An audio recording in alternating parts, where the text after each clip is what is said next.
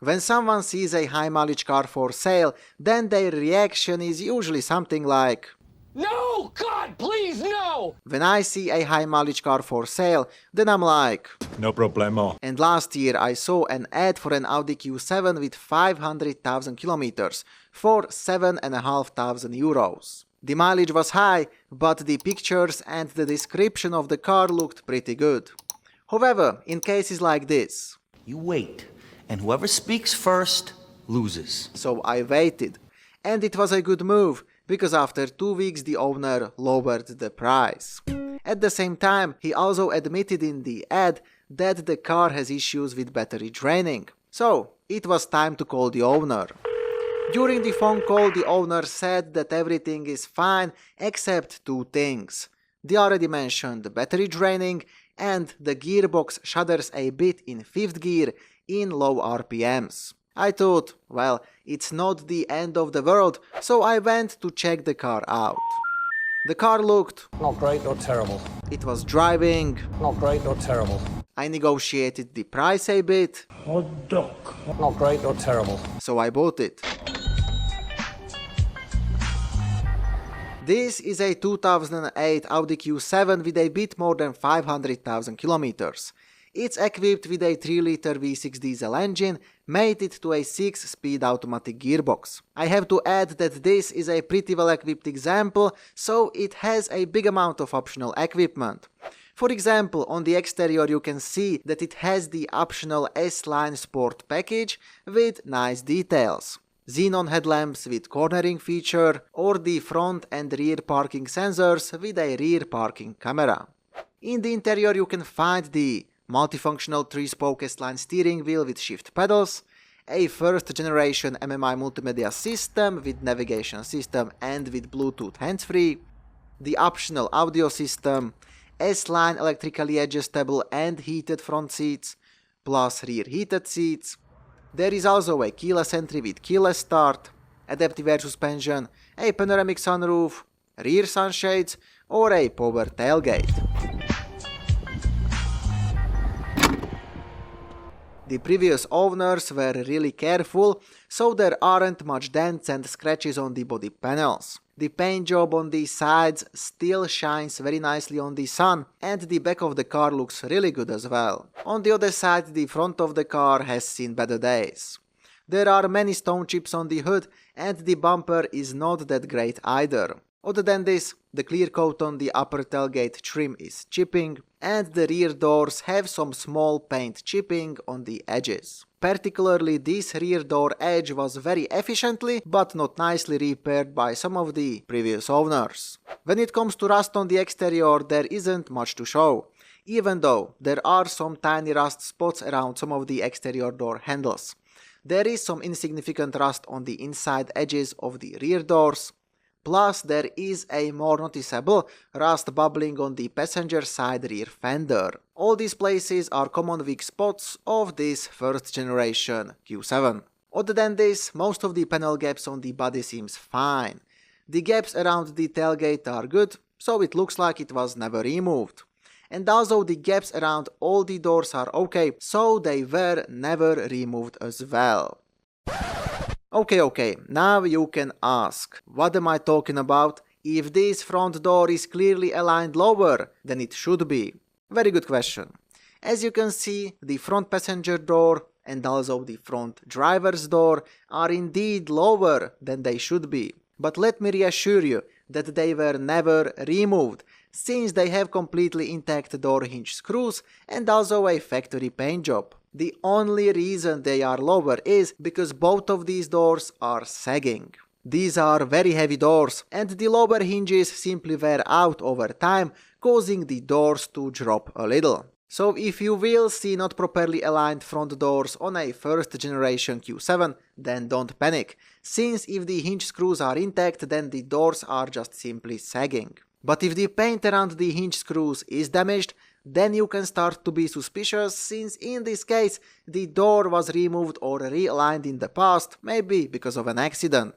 On the other side, the front of the car was actually very slightly crashed and repainted in the past. I know this since the previous owner told me this information, but there are also some visible signs of this unfortunate event. For example, the inconsistent gap between the hood and the top of the front grille, which is a sign that the bumper was removed and not aligned correctly. The paint defect on the side of the bumper, which is a sign that the bumper was repainted. Or the paint drip on the front edge of the hood, which is in this case also a sign of a previous non-factory paint job. But the most suspicious sign of the slight frontal crash are the hood screws and the front fender screws. You can clearly see that the paint is damaged around all the hood screws, so the hood was definitely removed in the past. On fenders, the situation seems better since most of the fender screws look intact, but this is just an illusion since the first screw on both of the fenders has clearly visible paint damage and even slight rust on it. This means that both of these fenders were removed or replaced in the past. Overall, I really have to say that considering the mileage, the exterior is in an exceptionally good shape, and except the front, it still has a factory paint job.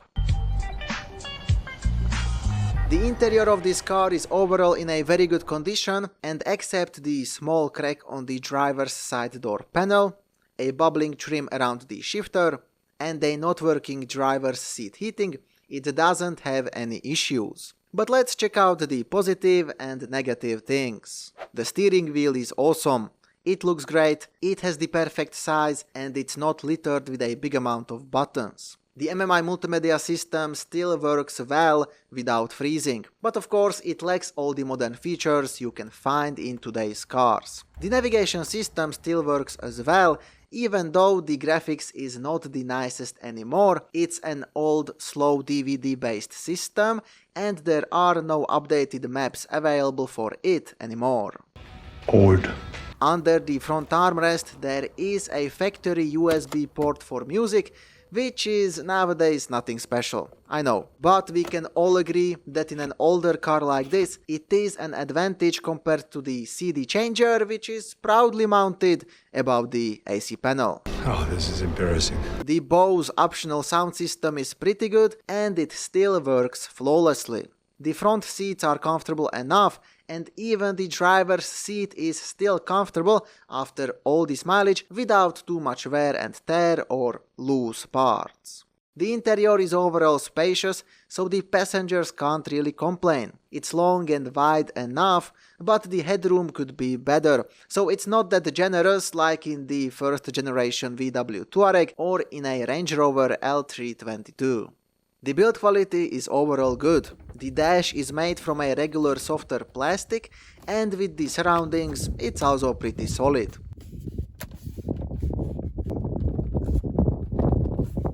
The center console is solid as well, plus it has this very nice real aluminum trim. So overall, there aren't much creaking, squeaking or rattling noises in the interior even after 500,000 kilometers, except three noises: the creaking front armrest, the panoramic roof ticking, and the rear seat rattle.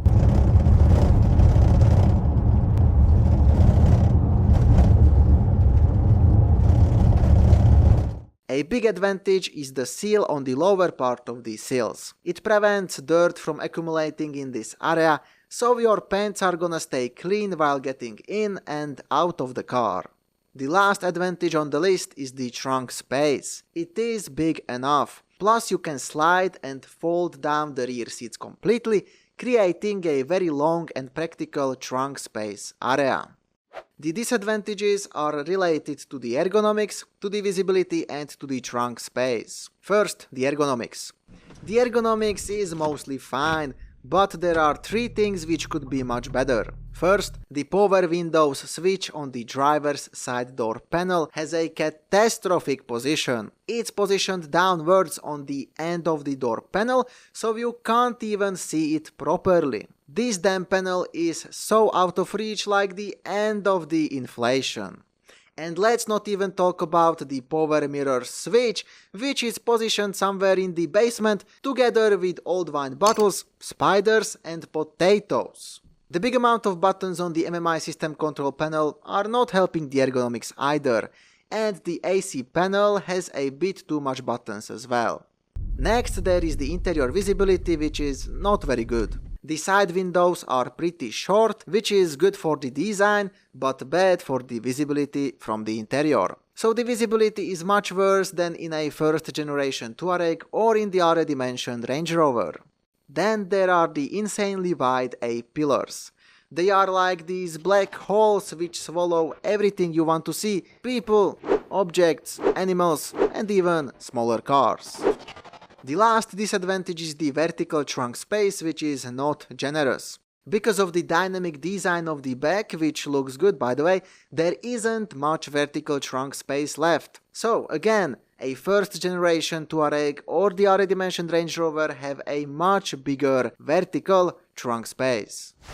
An interesting part of the interior is the 3-part panoramic sunroof. It really brightens up the space very nicely. You can tilt or completely open the front part, plus it has an electronic sunshade which can be controlled from the front, but also from the back seat headliner panel. To top of that, there is this rear small sunroof panel which you can tilt. You can tilt it with buttons from the front as well as from the rear seat area. It also has this manual sunshade which is useful, but its locking mechanism often breaks on these cars and you won't be able to close the sunshade. However, it's not all fun and games, since this panoramic sunroof requires occasional maintenance.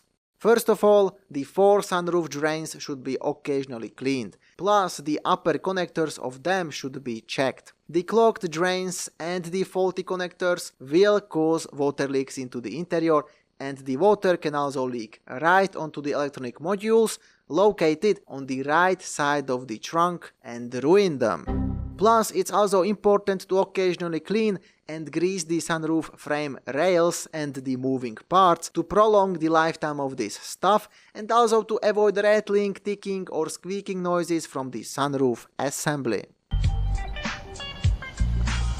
The underside and the suspension of this car is pretty interesting for a couple of reasons. But first, I will talk about the rust. Usually you can't find a big amount of rust on the underside of these cars. And when I mention these cars, I mean this first generation Q7, the first generation VW Touareg and the first generation Porsche Cayenne, since all of these cars share the same platform, even though the Q7 has it modified a bit more. But anyway, as you can see, this Q7 is not an exception, so there is not much rust on the underside, except a couple of places. The middle section of the exhaust has some more visible rust. There is some rust around the rear prop shaft center bearing support. There is some rust around the left and right rear exhaust silencer mounting points. The rear subframe has some surface rust on it. The rear sway bar coating is disintegrating, and lastly, there is the rust on the rear wheel hub and bearing assembly on both sides. That's it. There are no holes in the body, unlike on my cheap Range Rover. The front subframe looks great with a minimal amount of surface rust, unlike on my cheap Range Rover. And the place around the top of the front air struts is also without any traces of rust, unlike on my cheap Range Rover I had. In the past I did some videos about that hilarious car as well, so check them out if you want. But let's move on.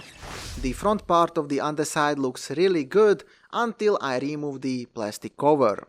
With the plastic cover removed, you can immediately see 2 issues. First, there is sealant around the oil drain plug, which is not a good sign.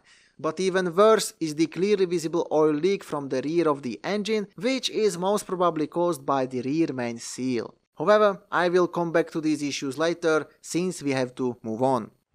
The front suspension parts are currently in an acceptable condition, and there are no strange sounds from the front during driving. This is because most of these parts were already replaced in the past. So the lower control arms, the drop links, the tie rods, and also the upper control arms were replaced in the past. The only things here which are still original from the factory are the front air struts, which have the manufacturing year still visible on the sticker. But I have to add that the residual pressure valves on top of these air struts were already replaced in the past, but that's a common problem of these cars and it's a cheap repair. Other than this, the drive shafts have no play and the wheel bearings are also fine. But sadly, I have no information about the drive shafts and wheel bearings if they were replaced in the past or not. The rear inner bushing on both the lower control arms has some cracks on it, but these cracks are still not that bad. The outer bushings on these lower control arms also have some cracks and wear and tear, but that's still not that catastrophic either. On the middle part of the underside you can see the gearbox, the transfer case, the two prop shafts and the DPF filter. All of these things were never even removed. The only thing which was replaced in this area is the air suspension air compressor, which is located under this plastic cover, and it was replaced in 2015. On the gearbox there is some strange oil residue, but I don't think it's the gearbox which is leaking. To me it seems like this is the engine oil residue from the rear engine oil leak. Here you can see the DPF filter which is still in place and it's still working even after 500,000 kilometers. And according to the manufacturing date on it, it is the original DPF made in 2008. Next there is the transfer case which is without any oil leaks and it's still the original part from 2008 as well. The front prop shaft does have some play, but there are still no loud noises from it and according to the sticker it's still the original part from 2008. The rear prop shaft looks like it was rescued from the Titanic, and while it does have some play, there are still no loud noises from it. However, as you can see, the rubber part of the center bearing support is already worn with cracks and stuff, so sooner than later it is gonna fall apart. But this condition is absolutely not a surprise. In fact, it is a surprise that the rubber is still in one piece, since this prop shaft is also the original, never replaced part from 2008 according to the sticker on it. But let me stop for a moment, because it's good to know that these cars were available with two types of rear prop shafts. The before facelift cars have this type of a more simple prop shaft, which as you can see can survive even 500,000 kilometers. On the other side, the facelifted cars have a newer, more complex prop shaft, which is not that durable as the older type. The rear part of the underside is like traveling back in time, since all of these things you see, the control arms, the bolts, the drive shafts, the differential, all of them are still the original parts from 2008. And except some ABS speed sensor and the bolts which adjust the wheel alignment, none of this stuff was touched by anybody since 2008. Even the air struts are original, never even removed. And of course, there is some wear and tear. So the differential mounting bushing doesn't look very good, all the control arm bushings are dry and cracked to some extent, and the sway bar bushings are dry and cracked too. But none of this stuff is rattling, clunking or leaking, and none of this stuff falls apart yet. Not great or terrible. If we take into consideration the power, the fuel economy and the reliability, then this 3-liter V6 diesel engine with 176 kilowatts is the best and most reasonable engine you can choose in this car. It's powerful enough, it has good fuel consumption, with regular maintenance it can last way over 500,000 kilometers, and it's suitable for towing various stuff as well. And actually, the previous owner used this car for towing a lot. This engine has aluminum cylinder heads, a cast iron engine block, one electronically controlled turbocharger on the top, a common rail fuel system with the Bosch CP4 high pressure fuel pump, variable intake manifolds, and a set of timing chains at the back. The main components can last a very long time, but some of this stuff can break prematurely. What exactly, you will get to know later. This particular engine starts immediately when warmed up and when cold as well. The idle is not fluctuating, plus it's not smoking at idle or during acceleration. The 0 to 100 km per hour acceleration takes roughly 9 seconds, which is a bit slower than the official figures, but hey, the car has 500,000 kilometers. Overall, this engine doesn't have any visible or noticeable issues, except the already mentioned oil leak at the rear and another slight oil leak from both of the valve covers. Driving this Q7 is not bad, but I will explain this in different categories. The steering of this car is surprisingly good, but of course it's not that good like in a BMW X5 E70, for example. However, it's much better balanced than in the first generation VW Touareg I had. By the way, if you want to see the full detailed review of this Touareg, then check out the video I did about it. So in this Q7 the steering is not too light, but not too hard either. It's pretty precise, and interestingly there is also some feedback from the front axle. Plus there is no noticeable play or strange sounds in the steering even after this mileage. The brakes are fine, but the initial pedal feel is more on the soft side, which means that the brakes are not sharp or grabby as I would expect. Since this Q7 is equipped with a massive and powerful 6-piston Brembo brake calipers in the front and 4-piston Brembo brake calipers in the rear. The seating position in this car is obviously higher than in a regular car, but it's not that high like in a Range Rover L322, for example. So in this Q7 you still feel more like sitting inside a bigger and a bit higher regular car than sitting in a tall SUV or in an off-road vehicle. Driving this Q7 in town is really not pleasant, so keep this in mind. The car is wide, it's long, and because of the not great visibility, you can't easily guess the distance while parking without parking sensors. On the other side, I have to mention the exterior rear view mirrors, which are so big that you will not only see everything you passed, but also all your past mistakes in life. The sound insulation of the interior is fine, but the wind noise is louder than I would expect. This can be partly caused by the big panoramic sunroof and the old worn seals around it. Other than this, the road and engine noise are well insulated. This Q7 is equipped with the optional adaptive air suspension. With this feature you can adjust the stiffness of the shocks and the ground clearance too. Even after this mileage, all the adjustments work and there is a noticeable change between the comfort and dynamic modes. The car is very stable on the road, and in dynamic mode the body roll is not big at all, despite the smallest 18-inch wheels which are fitted on this car.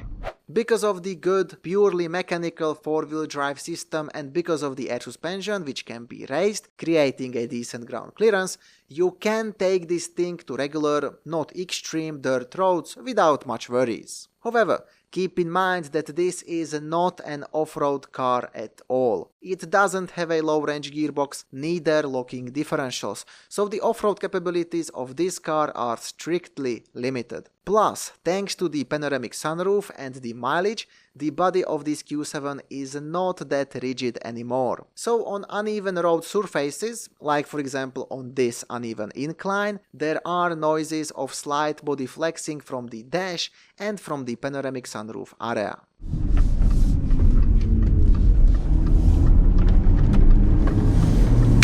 The engine performance is acceptable even by today's standards and even after 500,000 kilometers. This 6-cylinder diesel engine with 240 horsepower and 500 Nm of torque is suitable for overtaking, for driving on regular roads, for driving on the highways and for towing various stuff as well. Last but not least, there is the gearbox, which is a regular 6-speed automatic gearbox with a torque converter. It's made by the Japanese manufacturer Aisin and it's roughly the same gearbox which was in my cheap Touareg as well. After 500,000 kilometers, it is changing gears surprisingly smoothly. However, the torque converter is already worn out to some extent, since at lower speeds while cruising at steady speed, the revs are fluctuating and there is a distinct vibration accompanied by grinding noise from the gearbox. It's hard to say for how long this gearbox would last in this condition, but I checked the gearbox oil color and smell and it looked completely fine. Plus the previous owner replaced the gearbox fluid approximately 40,000 kilometers ago. In my opinion, if that particular low RPM range is avoided by using the manual shifting mode, then the gearbox can last for a while. A brand new torque converter costs around 2,000 euros and to replace it you have to remove the engine together with the gearbox, so it's not an easy job. And of course, a remanufactured or a no-name brand torque converter is cheaper, but I don't have good experience with those.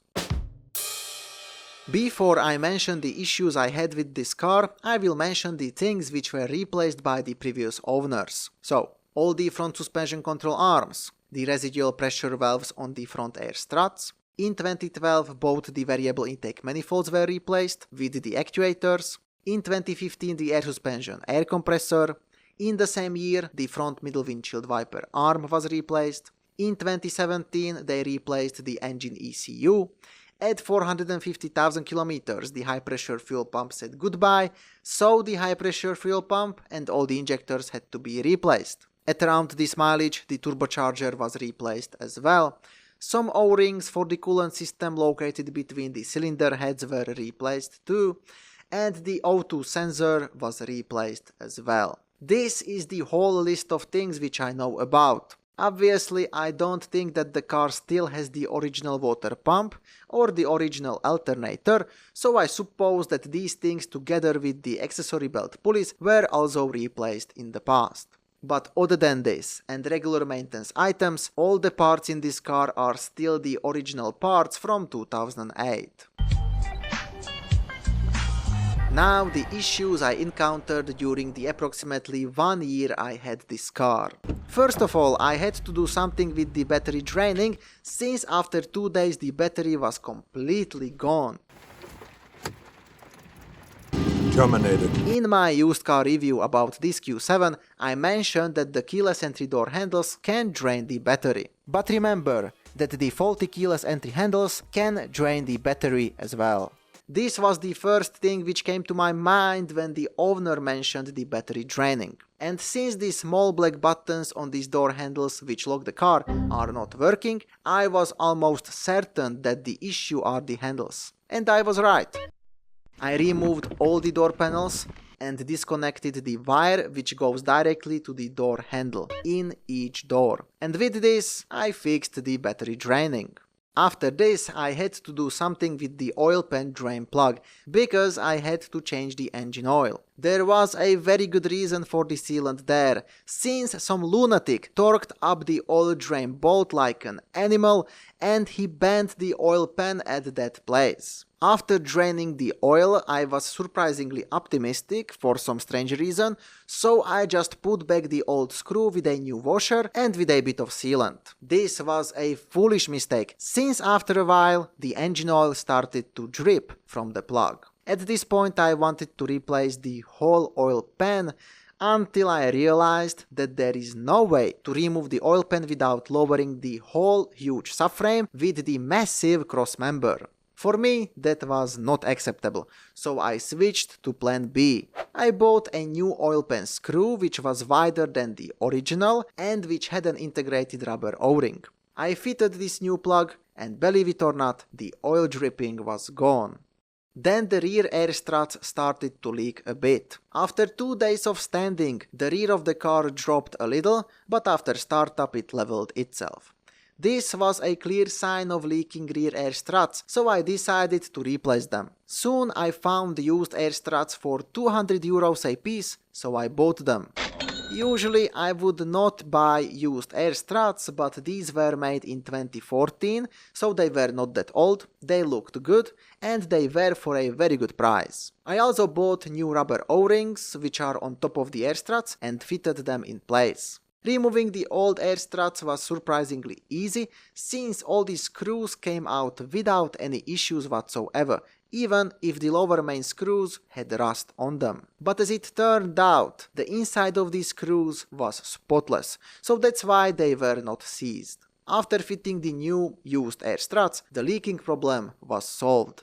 Next, a slight coolant leak appeared between the cylinder heads. This was caused by this thin plastic coolant pipe, which cracked in this area. I bought a new genuine pipe, which was very cheap, and after an easy replacement, this issue was solved too. After this, the beautiful check engine light came on. The OBD scanner showed this fault code, which is related to the intake manifold flap actuator motor. I bought a new actuator motor, replaced it, and the fault was gone. But since the other flap motor was not replaced, the check engine light will be back sooner or later. I'll be back. When the other motor fails too. The last issue I got was the suspension warning light, which came on. This was caused by the weak and worn out air suspension air compressor, which was pretty loud as well. When the air suspension warning light came on, the air compressor stopped working completely and I couldn't adjust the right height. Terminated. After restarting the engine, everything worked for a while, but then it stopped working again. At this point, after a bit of calculations, I decided that it's time to move on, so I sold the car. At the end of the day, except the air compressor, there were other ticking time bombs as well. For example, the front air struts could fail at any time. The crankshaft pulley looked rusty and worn, so that could fall apart at any time too. The timing chain was never changed, the oil leak at the rear of the engine was also present, and let's not forget about the worn torque converter. The timing chain was sometimes rattling a bit at cold start, other times not. But nevertheless, we can all agree that at 500,000 kilometers it's more than time to replace it, even preventively. To replace the timing chain or to fix the rear oil leak, the engine has to be removed together with the gearbox, which is definitely not an easy nor a cheap job. Other than these things, the car was working fine. Now I would mention some easy preventative maintenance which every Q7 owner should occasionally do to avoid future issues. First thing first, it's a very good idea to check the height sensor plastic link rods, since the metallic ball joints in them are gonna get stuck over time. To free them up, the best is to remove the link rods and with the help of various oily penetrants, free up and remove the metallic ball joints. Clean them, grease them, and repeat this on all 4 height sensors. Then it's a very good idea to clean the 2 scuttle drain plugs. If you release the rear side of the front fender liner and look inside, then you will see the rubber drain plug of the scuttle area. These plugs, which are on both sides of the car, often get clogged with various garbage. So either remove them, clean them and put them back, or just remove them and throw them away to avoid water accumulation in this scuttle area under the windshield. The accumulated water here is gonna help nobody and eventually it will leak into the interior. The most important preventative maintenance on this list is related to the ECU, which can get damaged and destroyed by water. The water can enter into the ECU through this part. As you can see, the ECU is, except this plastic cover, not protected at all, so it's more or less exposed to the elements. That's why you should protect the top of the ECU somehow, either with some random cover, or you can buy a genuine plastic cover and fit it onto the exposed rear part of the ECU. And as I mentioned earlier, the ECU in this particular car was already replaced in 2017 because of water damage. Replacing the oil in the front differential, in the transfer case and in the rear differential is most of the time a very good idea. Most of the time, so not always.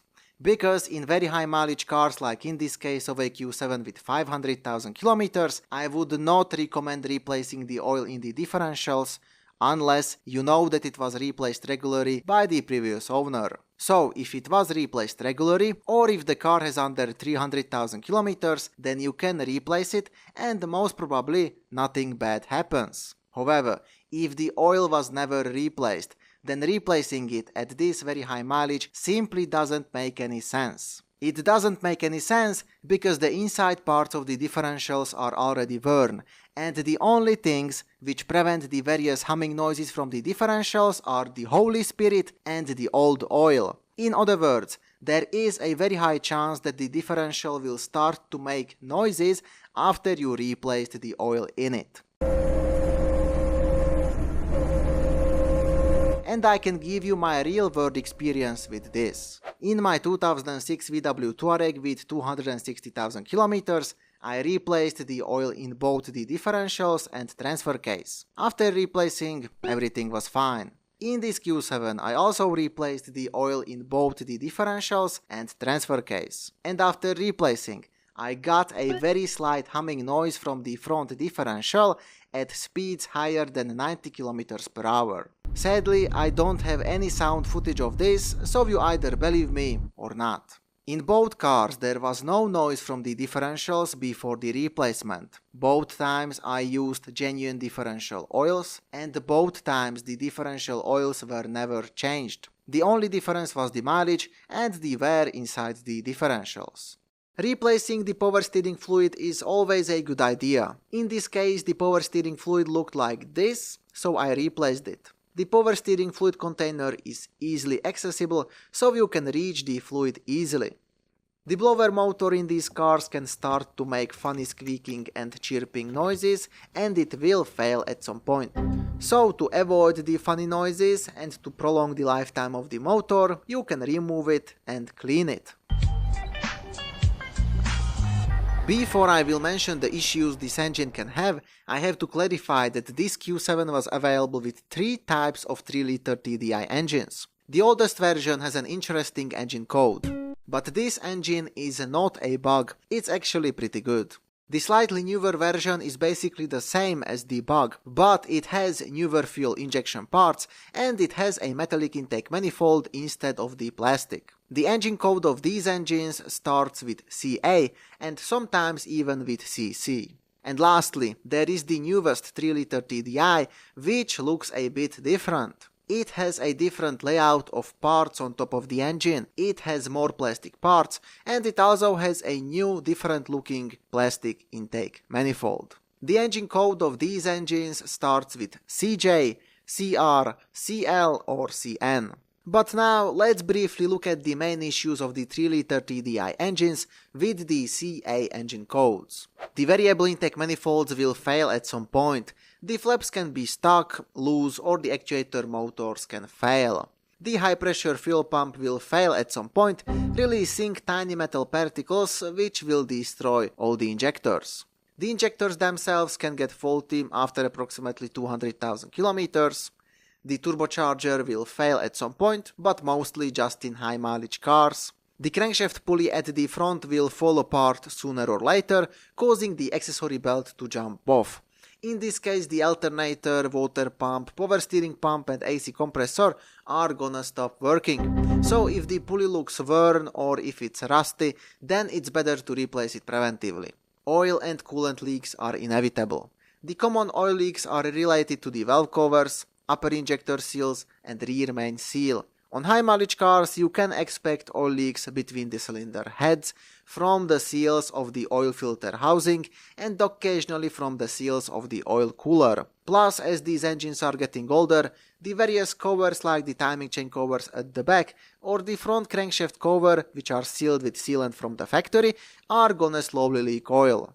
The common coolant leaks are related to the specific O-rings located between the cylinder heads. And also the plastic pipe on top I had to replace is gonna sooner or later crack and leak coolant. The thermostat housing and the water pump are gonna leak coolant as well, but that's nothing special. Last but not least, there is the timing chain mechanism.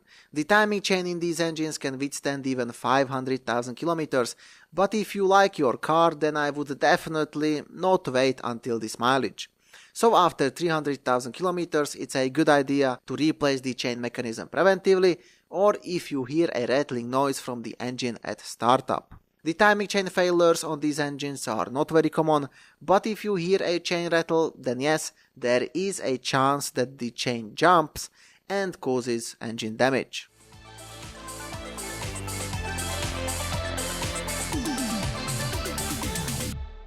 This car is a capitalist's nightmare. It managed to reach 500,000 kilometers with the original, never removed engine, gearbox, air struts and with all the original suspension components except in the front. If we consider the complexity, the power output, the efficiency and the towing capability of this car, then this is a pretty big achievement, which I'm afraid the second generation Q7 will never be able to achieve. The pure fact that these cars can last this much is not good for the car manufacturer. That's why in the second generation Q7 plenty of parts are not that durable as in this old thing. And if you think that this is just a one isolated case of a high mileage Q7, then you are wrong. I have seen numerous these cars with these diesel engines with more than 500,000 kilometers and also a couple of them with more than 600,000 kilometers. But of course, if you buy an older Q7, then you are gonna experience issues, and there are some very expensive pitfalls as well. However, if you are ready to deal with them, then this is still a very good deal at this day and age. So if you want to buy one, then go ahead. But first, check out my used car review video about this car, and most importantly, visit my website because I updated the article about the issues of this Q7 there. After reading the article, you will know about every main issue of these cars.